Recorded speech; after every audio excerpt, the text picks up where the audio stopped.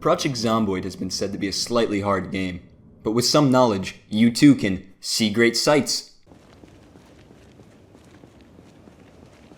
make your base,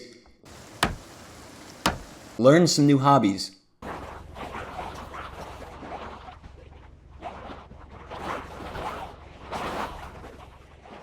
so come along and listen to some of the ways you can help extend your lifespan. Yeah, boy!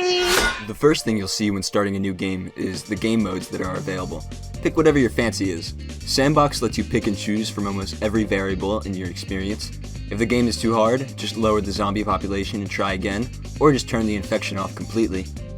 Always watch your back, literally and figuratively. The rotation of your character really matters. If you get attacked from behind, then the likelihood of a bite or deadly neck wound increases dramatically.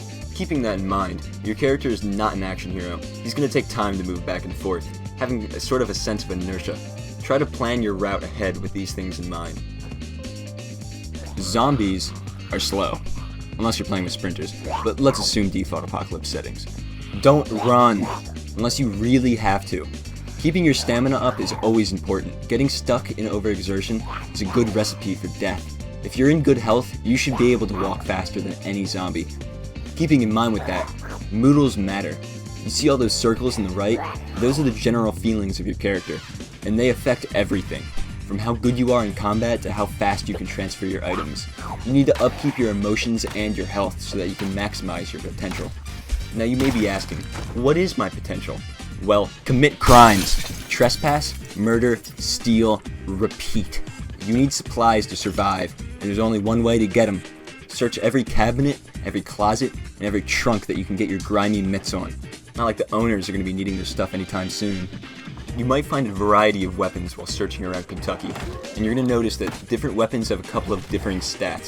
Some are longer, some hit faster, and some do more damage. Pretty simple stuff. You can also do cool knife and spear takedowns. For beginners, I would highly recommend new players use spears or longer weapons to take care of the horde. A working car is a heavenly a find in the apocalypse. It can take you anywhere theoretically, and can outrun any zombie. I would recommend new players find a car and try to take it out to the countryside to settle in a base. There's not many zombies out there, and you can find forests full of wood to build and barricade with. Grinding out your skills is essential for survival. The higher a skill is, the better you'll perform at related tasks. Pretty simple, but having certain traits or jobs will make the rate at which you gain that skill much higher. This can also be stacked with skill books to gain ridiculous amounts of XP. After taking out your first couple groups and surviving a couple of weeks, make sure not to let yourself slip into thinking you're a superhero. Trust me, it happens. You take out 100 zombies in one day, and suddenly you think you can keep going. You can't. Sometimes you just gotta give up and realize it's not worth it. Go sleep at your base, reconvene, go do some push-ups, I don't know.